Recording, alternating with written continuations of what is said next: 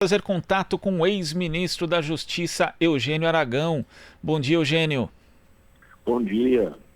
Eugênio, ontem nós tivemos mais um episódio de declarações do presidente Jair Bolsonaro atacando o STF, falando a respeito de decisões monocráticas, se referindo ao ministro Alexandre de Moraes por conta do inquérito sobre fake news. Também falou do ministro Celso de Mello e disse que ordens, inclusive absurdas, não podem ser cumpridas, fazendo referência à ação da Polícia Federal.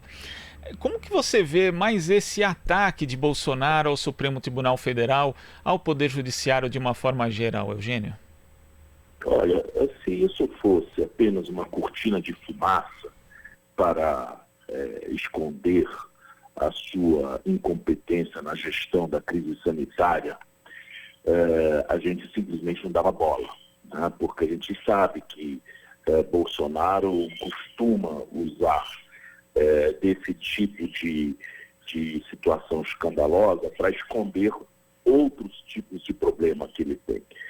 Isso já virou tática de governo, em várias vezes a gente vê isso, quando realmente nós temos um fato altamente comprometedor para o governo dele, ele cria um fato para encobrir aquele outro. Então, não tenho dúvida que também tem essa componente, mas não é a componente principal. O que nós temos realmente neste processo são crimes, pura e simplesmente crimes. Crimes de ameaça, crimes de contra a honra, crimes de obstrução de justiça. São processos, enfim, a investigação que está em curso no Supremo Tribunal Federal, ela traz à lume todo um comportamento, vamos dizer, altamente criminógeno de um grupo, que dá sustentação ao presidente. Então, o presidente, na verdade, o que está tentando fazer, ele está ameaçando o Supremo Tribunal Federal e, com isso, ele está incorrendo claramente num crime de obstrução de justiça. Não fosse também a possibilidade de um crime de responsabilidade, porque não cumprir uma decisão judicial ou fazer com que uma decisão judicial não seja cumprida, constitui crime de responsabilidade do presidente. Então, nós estamos realmente chegando, vamos dizer assim, num ponto muito dramático dessa guerra que Bolsonaro declarou aos outros poderes, principalmente ao Poder Judiciário. Ele realmente não tem nenhum tipo de apreço pela democracia, e aquilo que ele chama de democracia não passa, na verdade, de seu arbítrio de fazer o que ele quer. Chamar de liberdade de expressão a prática de crime é realmente escandaloso para um presidente da República. Mas é a prática dele, é de deturpar o significante das palavras, o significante dos próprios fatos. Isso é típico dele, ele se elegeu dessa forma e ele adota essa técnica muito metodicamente. Agora, na sua avaliação, essa operação pode acabar fortalecendo as ações que tramitam no Tribunal Superior Eleitoral pedindo a cassação da chapa Bolsonaro-Mourão? O Partido dos Trabalhadores já fez esse pedido através do nosso escritório. Temos 2 petições que já deram entrada, pedindo ao ministro Og, que é o Og Fernandes, que é o corregedor do TSE e também relator dessas ações de investigação judicial eleitoral, que ele requisite essas provas do Supremo Tribunal Federal.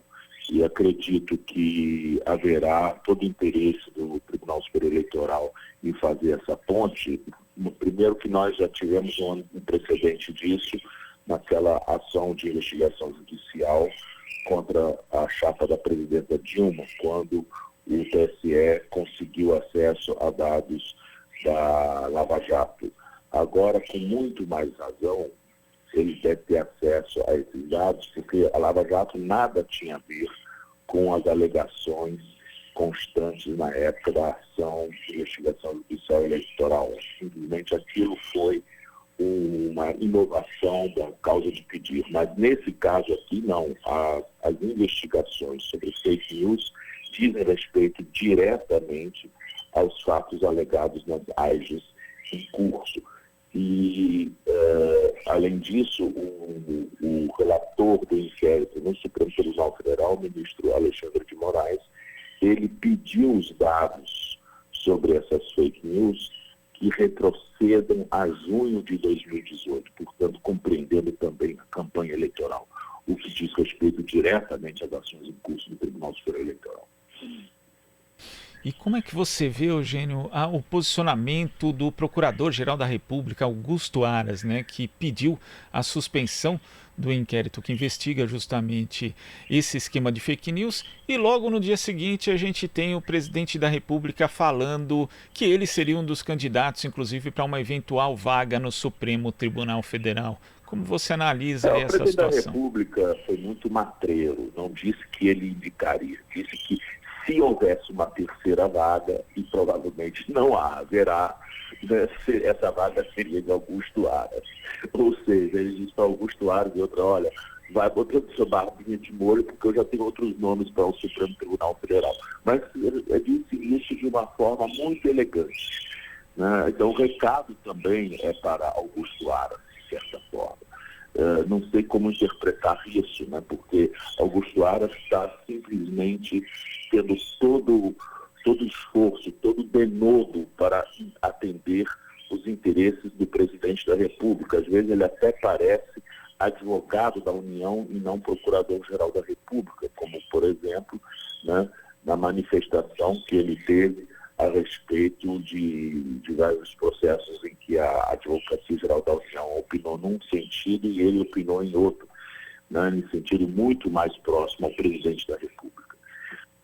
Dentro da casa, isso está causando muito, mas muito incômodo aos colegas. Ele está simplesmente colocando no altar de sua promoção para o Supremo Tribunal Federal toda a independência institucional do Ministério Público. É um comportamento vergonhoso, né? E hoje, para fazer face às críticas, ele então cria também a sua cortina de fumaça, pedindo diligências no outro inquérito que também está com o ministro Alexandre de Moraes, que diz respeito aos atos antidemocráticos. Então, ele faz a mesma coisa que o presidente, ele dá com uma mão e tira com a outra, né? E, enfim, nessa situação também o Ministério Público, eu acredito, está numa das suas maiores crises.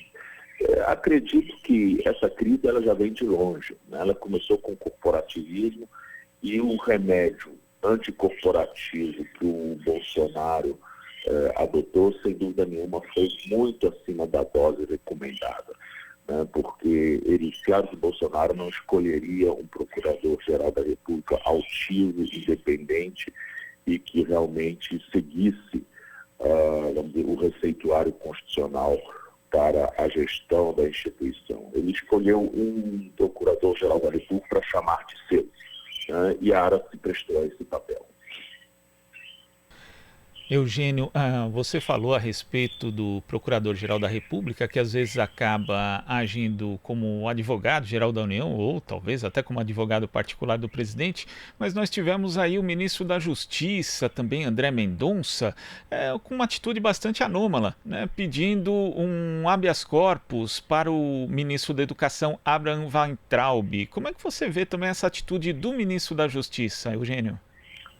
Se o ministro da Justiça quisesse impetrar esse habeas corpus na condição própria de senhor Mendonça, cidadão brasileiro, ele tinha todo o direito, porque habeas corpus é um instrumento processual de amplíssima legitimação ativa. Qualquer um do povo pode impetrar. Então não teria problema nenhum. Agora, impetrar na qualidade de ministro da Justiça já é mais problemático, porque como administrador ele só pode fazer aquilo que a lei expressamente autoriza. Não há nenhuma autorização expressa para o ministro da Justiça assumir esse tipo de atribuição de impetrar habeas corpus pelo presidente da República. O ministro da Justiça ele pode representar em nome do presidente da República em crimes contra o presidente da República, mas não entrar com habeas corpus para o presidente da República. Uma coisa é uma coisa, outra coisa é outra coisa. Então, eu acredito que ali nós temos um caso, provavelmente, de improbidade administrativa pelo artigo 11 da lei de improbidade. É um caso grave, né, de um ministro que simplesmente esqueceu a sua função e se fez advogado pessoal do procurador, do presidente da República. Agora, diante justamente da questão dessa inação, né, ou dessa ação como advogado por parte como se fosse um advogado, né, por parte do Procurador-Geral da República, já existem projetos aí no sentido de tentar obrigar, né, o presidente da República a escolher algum nome da lista tríplice para procurador-geral. Mas a gente sabe também, Eugênio, que durante os governos Lula e Dilma, quando isso foi obedecido, nem sempre a conduta ali da Procuradoria-Geral da República foi a mais republicana, aproveitando aí o termo. Você acha que isso solucionaria a questão ou, na verdade, a gente precisa discutir outras formas de escolha do Procurador-Geral? Olha, eu acho que isso primeiro é um retrocesso. Em segundo lugar, eu sou a favor de que um Procurador-Geral da República seja indicado dentro de um público bem maior, tá? Que nem ministro do Supremo Tribunal Federal, ou seja, entre juristas de notório saber jurídico e com conduta moral ilibada. Era isso que deveria ser suficiente para a indicação do Procurador-Geral da República, porque isso arejaria a instituição, né? Traria ventos de fora, abriria as suas janelas. A instituição, ela virou praticamente um quisto dentro da República, em que os procuradores se auto-administram à vontade, sem nenhum tipo de transparência, sem nenhum tipo de accountability.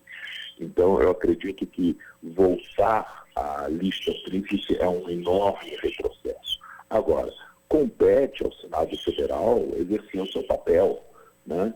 Quando sabatina o Procurador-Geral da República, deve haver, vamos dizer, mais publicidade, deveria haver uma audiência pública, deveria ter mais participação da sociedade civil para que esse Procurador-Geral da República ele seja realmente examinado de uma forma mais, vamos dizer, cuidadosa, de uma forma mais, não é, porque o que nós vemos muito nessas sabatinas vamos dizer, um festival de confete, né? Jogam confete em cima do sujeito, elogiam, ninguém compromete realmente essa indicação. E no caso de Aras foi isso, inclusive a própria oposição foi extremamente tímida na sua, vamos dizer, na sua inquirição, até porque no fundo estava todo mundo muito feliz de que havia finalmente uma quebra desse princípio da lista tríplice que não é republicana. Por quê? Porque quem tem legitimidade para indicar o Procurador-Geral da República segundo a Constituição é o Presidente da República, que tem votos populares. É assim que ele empresta, pelo menos, uma fração de sua legitimidade política ao Procurador-Geral da República. A Casa não tem nenhuma legitimidade para isso.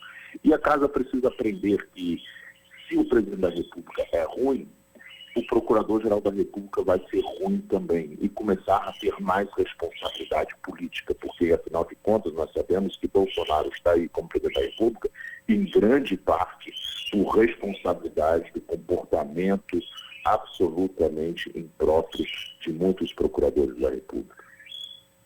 E isso também vale para a escolha de ministros do Supremo Tribunal Federal, ou seja, o Senado precisa chamar essa responsabilidade, porque eu nunca tinha visto, Eugênio, presidentes comentarem de forma pública a respeito de escolhas de ministro do STF, como o Bolsonaro faz reiteradas vezes, inclusive falando de ministro terrivelmente evangélico, citando nomes. Isso é algo inédito também. É uma forma também de agredir o Supremo Tribunal Federal, né?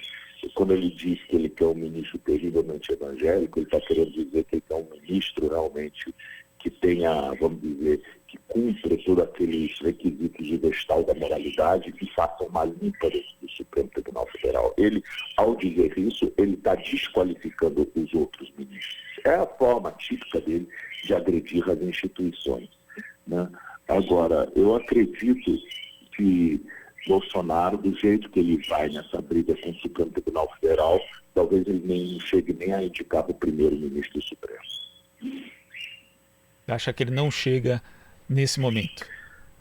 Ele está levando a crise republicana a um ápice que realmente pode levar, em algum momento, a sua destituição. Certo, Eugênio, muito obrigado pela sua participação aqui no Jornal Brasil Atual e até a próxima. Até a próxima. Obrigado. A gente que agradece. Conversamos aqui com o ex-ministro da Justiça, Eugênio Aragão. Você está ouvindo Jornal Brasil Atual. As notícias que os outros não dão.